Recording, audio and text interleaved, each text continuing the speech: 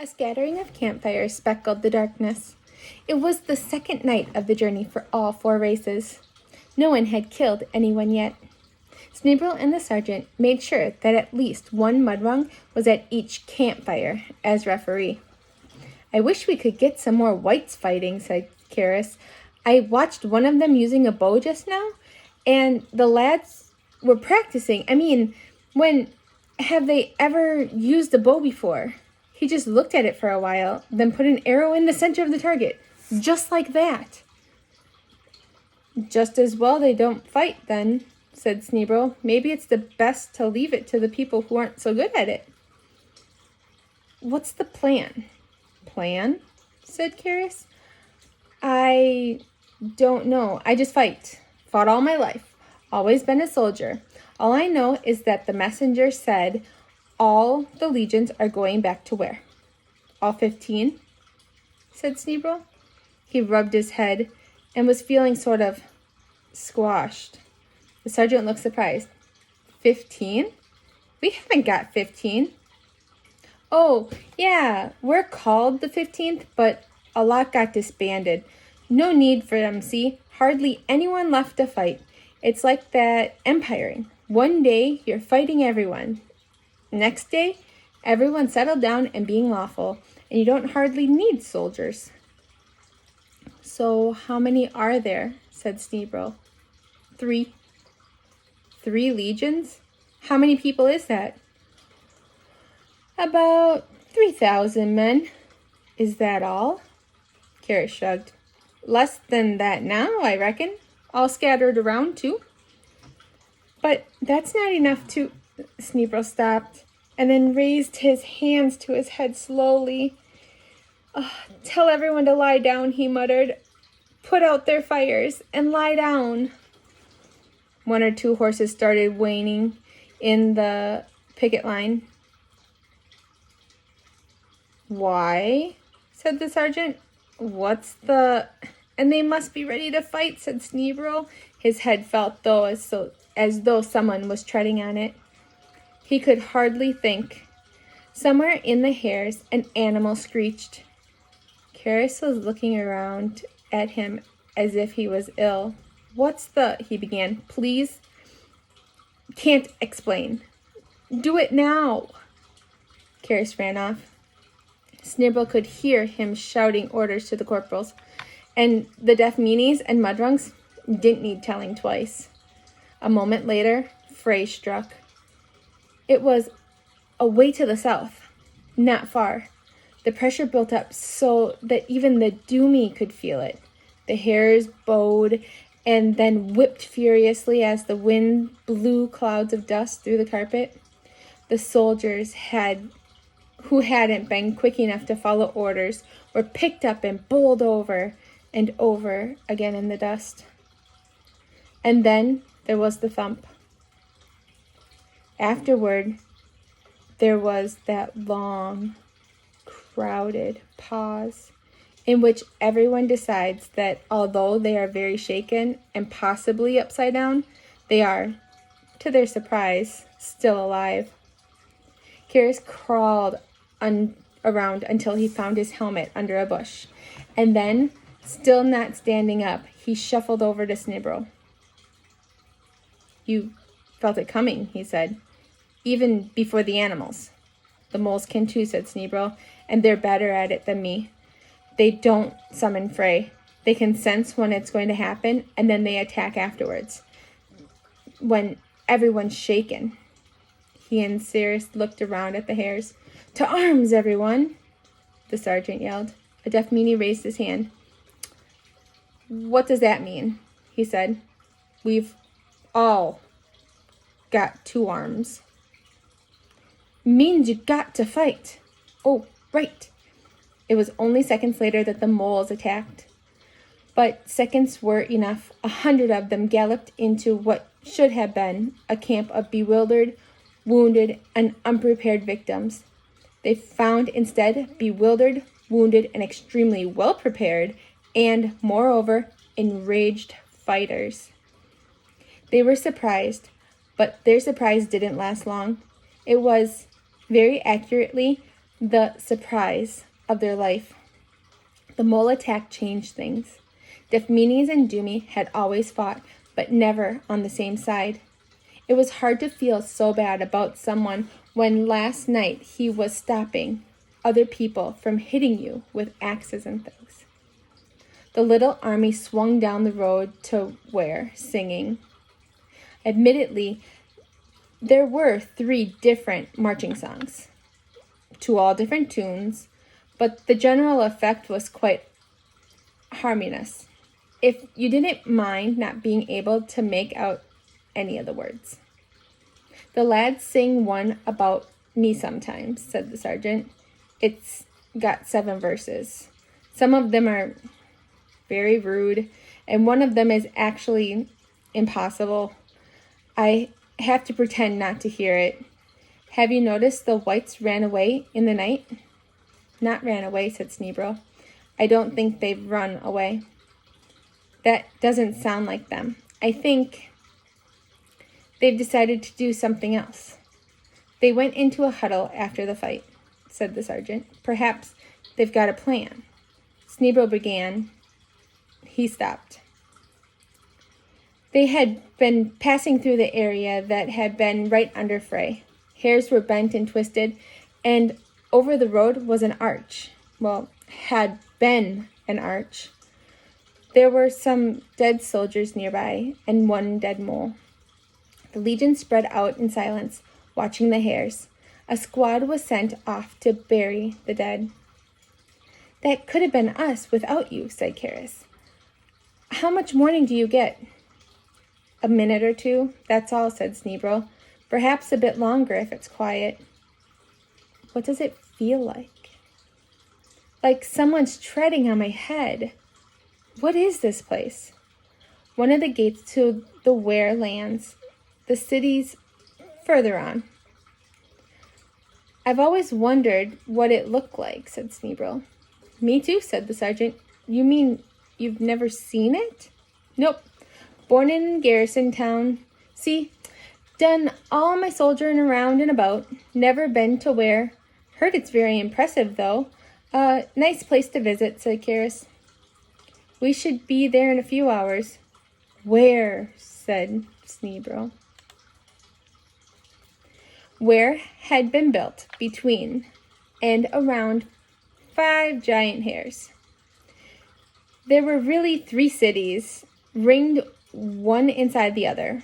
Inside the thick outer walls was Imperial Ware, a city wide of avenues paved with wood and salt and lined with statues, a city of impressive vistas and magnificent buildings, and at every turn monuments to old battles and glorious victories, and even 1 or 2 defeats of the more glorious sort. Few people actually lived in Imperial Ware, except some caretakers and gardeners and a dozen of sculptors. It was a city for looking at, not living in. Outside it, separated by a wall of sharpened hair stakes, was Merchants' Ware, the city most people thought of as the real city. Normally, its narrow streets were crowded with stalls and people from all over the carpet. They'd each be trying to cheat one another in that open and above board way known as doing business. All sorts of languages could be heard, often very loudly. Ware was where people came to trade. The Dumi had built their empire with swords, but they kept it with money. They had invented money. Before money, people had bought things with cows and pigs, which were not very efficient for the purpose because you had to feed them and keep them safe all the time, and sometimes they died. And suddenly the Dumi turned up with this money stuff, which was small and easy to keep, and you could hide it in a sock under a mattress, which hardly ever worked with cows and pigs. And it could be cows or pigs. Also, it had little pictures of emperors and things on it, which were interesting to look at least more interesting than cows and pigs. And Pismir had once said that was how the Dumi kept their empire. Because once you started using Dumi money, which was so easy and convenient and didn't moo all night, you started saving up for things and selling things in the nearest market town and settling down and not hitting neighborhood tribes as often as you used to. And you could buy things in the markets that you'd never seen before. Colored cloths and different kinds of fruit and books. Pretty soon, you were doing things the Dumi way because it made life better. Oh, you went on about how much better life was in the old days before there was all this money and peacefulness around, and how much more enjoyable things were when people used to get heavily armed in the evenings and go out and make their own entertainment. Economic imperialism, Pismir had once said, picking up a handful of coins. A marvelous idea, so neat and simple. Once you set it going, it works all by itself. You see, it's the emperor who guarantees that the money will buy you things. Every time someone hands over or accepts one of these coins, it's a little soldier defending the empire. Amazing. No one understood a word of what he meant, but they could see he thought it was important. And then, off to one side of the bustling city, there was a tiny walled enclosure about the size of a village. This was Ware, the first Ware, the little village where Dumi had begun.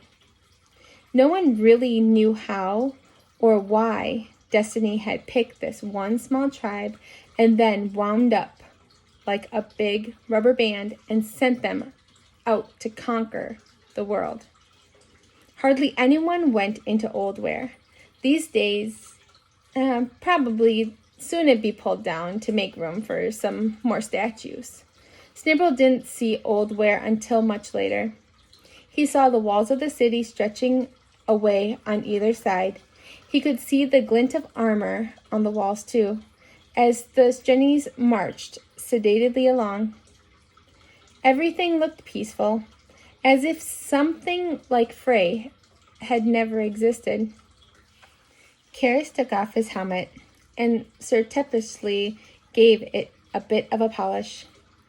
There could be trouble if we try to take the deaf meanies in, he whispered to Sneebro. Could not, Snibble agreed. Would. So we'll camp outside for now. You better come in with me. Snibble scanned the walls. It's all so quiet and peaceful, he said. I thought there'd be a war. Why were you called back? That's what I'm here to find out, said Karis. He spat on his hand and tried to flatten his hair a bit. Something's not right, he said. You know how you can sense when there's going to be attack by Frey? Yes. I'm the same way about trouble, which is what's going to be. I can feel it. Come on. Snibble rode after the sergeant through the streets. The city looked normal. At least it looked as though it'd probably look if things were normal. It was like Cheomaris, only bigger, much bigger. He tried to keep up amongst the crowds that filled the streets and tried to look as though it was all familiar. Whenever he thought of Ware, when he was younger, he imagined a kind of glow around it. It was the way people spoke about it.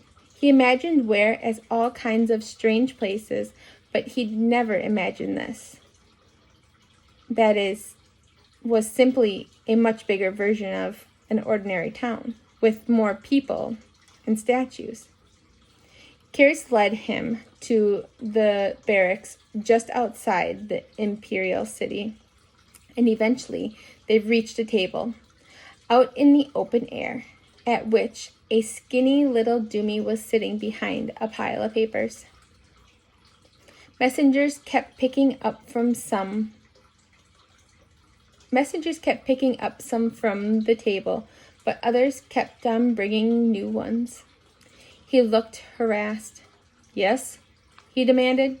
The sergeant began. I don't know people barge in here. I expect you haven't got any papers, have you? No, of course you haven't. The little man shuffled his own papers irritably. They expect me to keep track. How can I keep track if this is how you're supposed to run an army? Well, come on, name, rank, name, rank. The sergeant raised his hand.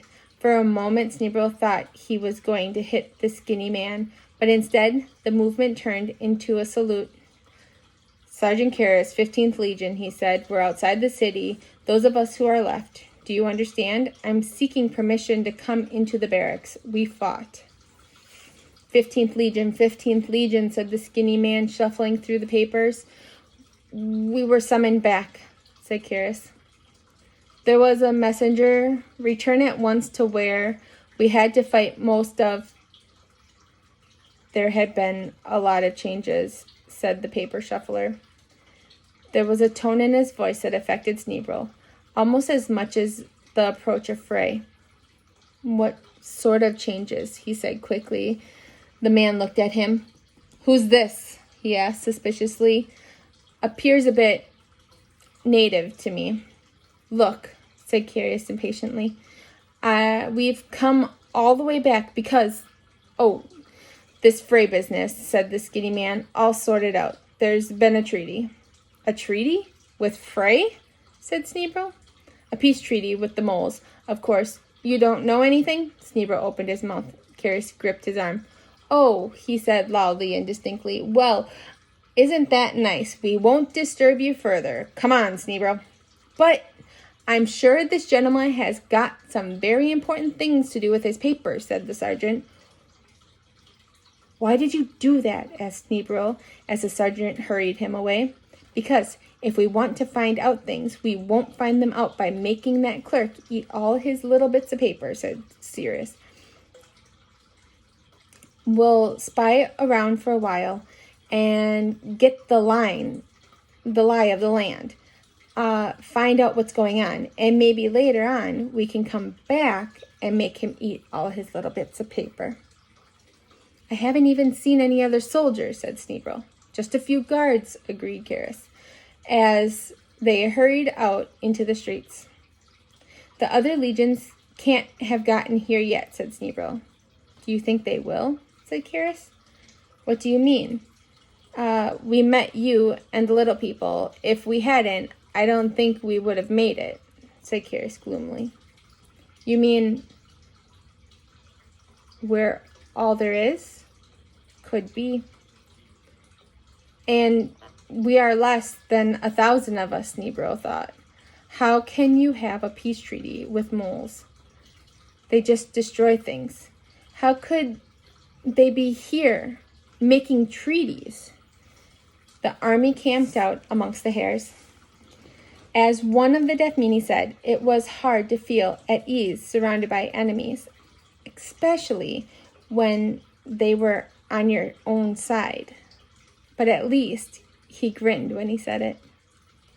It was while groups of them picked up firewood amongst the hares that they found the Pones. There were a dozen of them. Pones could hide quite easily in the carpet.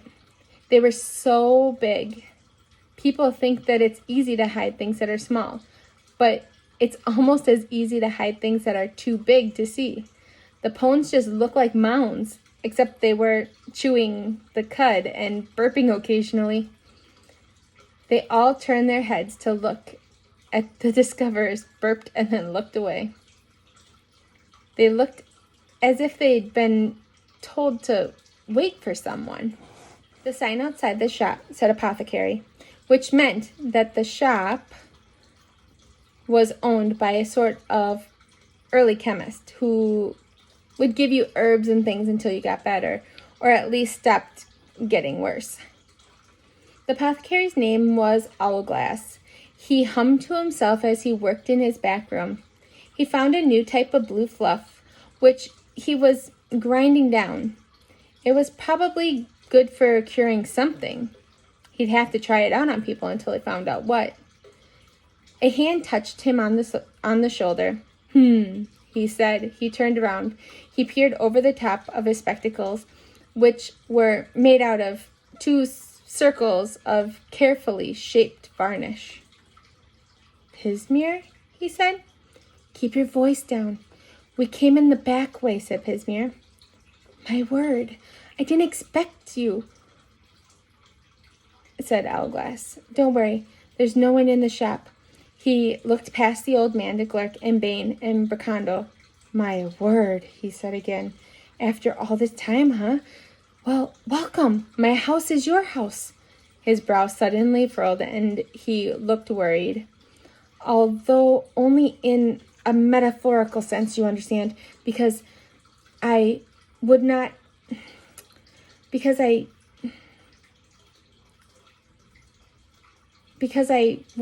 much as I admire your straightforward approach and indeed your forthright stance actually give you my house, it being the only house that I have, and therefore the term is being extended as if it were a gratuitous fashion. Owlglass was clearly having some trouble getting to the end of the sentence. Glerk tapped Pismir on the shoulder. He's a philosopher too, isn't he said. You can tell, can't you, said Pismir. Owlglass, thanks very much. The apothecary gave up the struggle and smiled.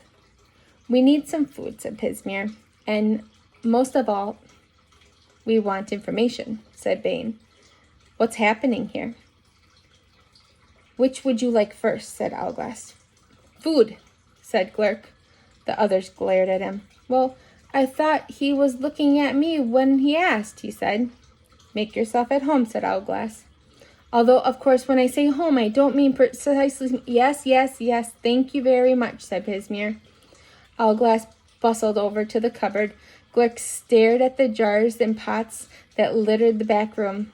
In some of the jars, things stared back. Owlglass and I went to school together, said Pismir. And then Owlglass decided he was going to study the carpet, what it's made of, the properties of different kinds of hair, rare and strange animals, that sort of thing.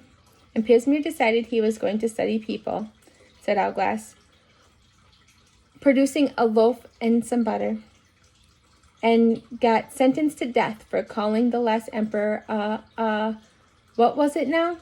Well, he deserved it, said Pismir. He wouldn't give me any money to preserve the library. All the books were crumbling. I was supposed to look after the library after all. It's knowledge. He said he didn't need a lot of old books. We knew all we needed to know.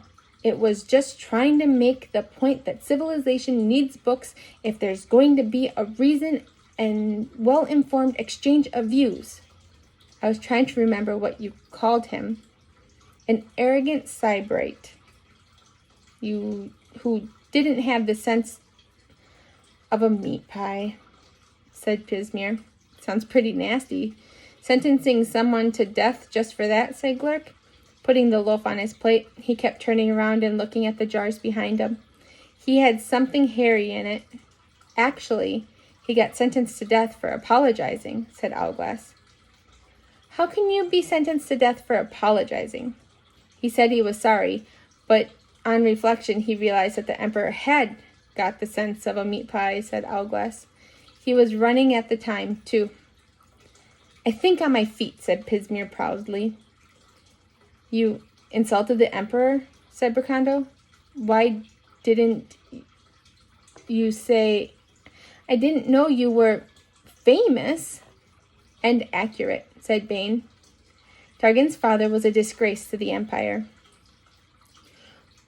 Where have you been hiding all these years, asked Owlglass, pulling up a chair. Of course, when I say hiding, I don't mean... Oh, a little place no one's ever heard of, said Pismir.